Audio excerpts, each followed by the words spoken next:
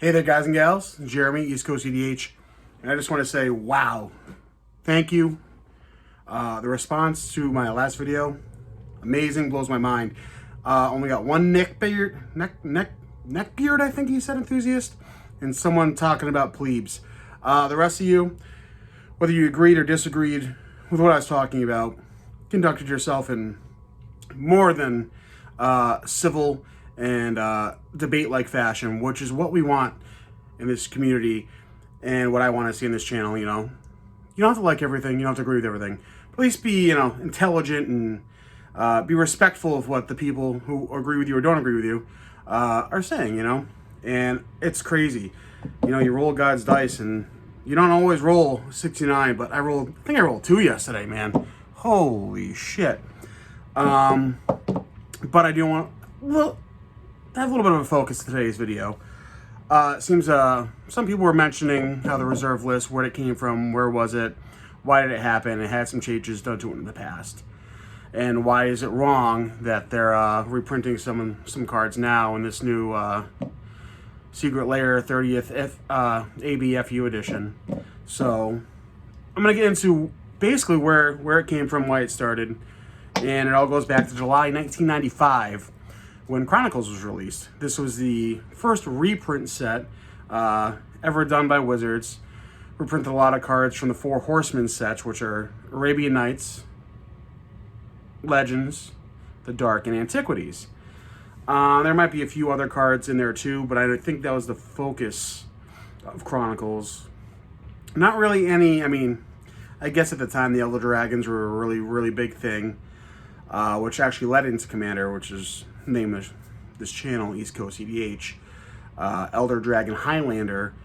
The Elder Dragons, Palladiumors, Nicol Bolas, Chromium, and there's multiple others, were like the original commanders, you know. And that's probably a good reason why it started was Chronicles, because you got these nice, cheap reprint versions. Came out white border, not black border, but completely decimated at the time the original value of these black border cards from the original sets. So that was 1995. March 4th, 1996. Not even a year after Chronicles release, the reserve list was created. And, you know, it just shows how quickly, at the time, Wizards of the Coast, which was owned, its own entity, its own company, really listened to its player base and just did something and jumped and reacted to try and keep the players they had happy, you know, which I think is important and something you want to see out of a company you give your hard-earned money to, that you can trust them and respect the fact that they're going to take care of you the way you've taken care of them and buy their products. The list was edited and changed twice, once in 2002, once in 2010. I'm not going to get into what the changes were. Some cards were added, some were removed. Currently, right now, there are 571 cards on the reserve list that in 2017, Mr. Mark Rosewater said online, you can read it, you can look it up, these cards will never be reprinted in any way, shape, or form in a regular format card size. Giant ones. I got one. Let's see. Can I get this without knocking everything over? I don't think so. I'll fix it later. Like this. Giant Jews on Jim. That's real time. That's real action. It was a Greed Monster and a Floppy Taco, I think. Dumpster Fire still up there. But stuff like this, even though they don't do it,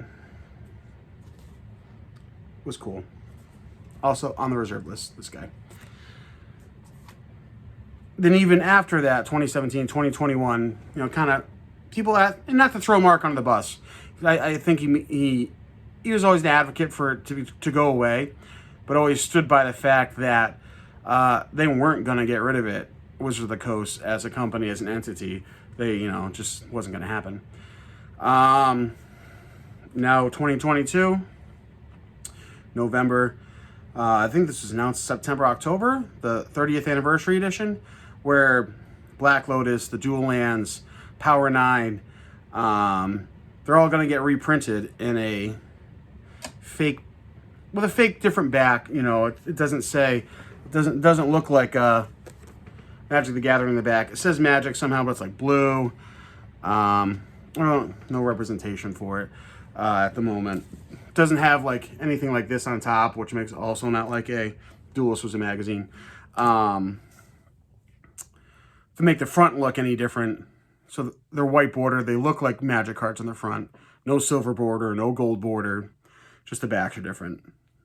And then to touch on that as well, with the collector's editions and international collector's editions that came out in the mid to late 90s, people would try to reback these cards that they had square corners and a gold back that said collector's or international collector's edition on them, try to reback them and sell them to people.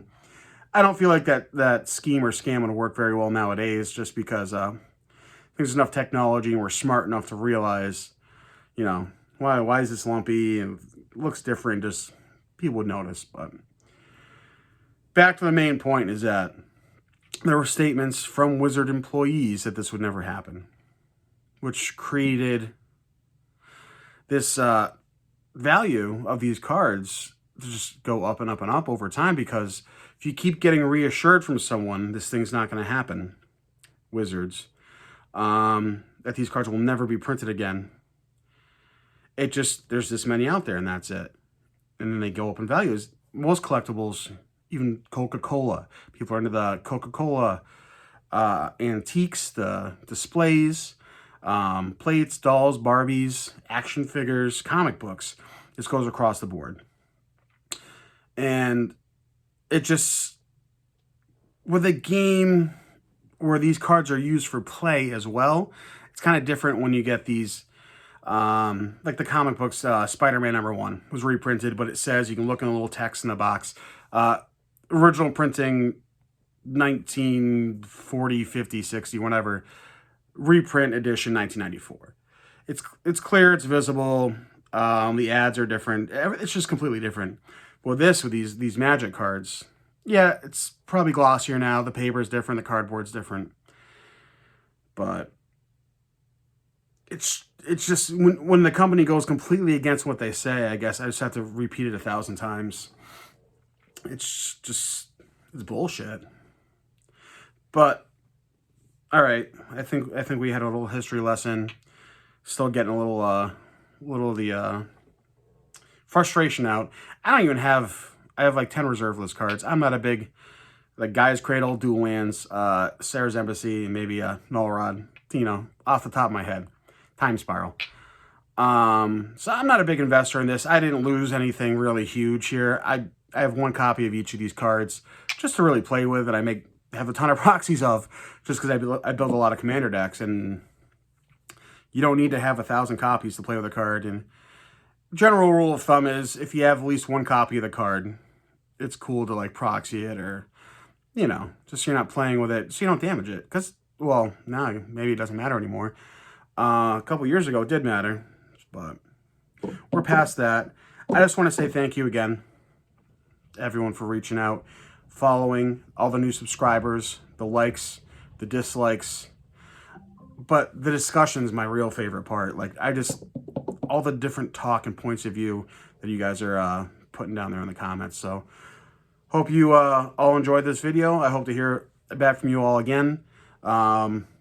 Hopefully doing a few more box opening videos soon. I got a friend of mine who has a massive Magic collection. He's just kind of been cracking boxes open at this point, because, I mean, they're all going to zero, so what's it matter? At least get to maybe pull a cool shiny on the old YouTube screen. But until next time, this is Jeremy with East Coast EDH signing off. Have yourselves a wonderful day.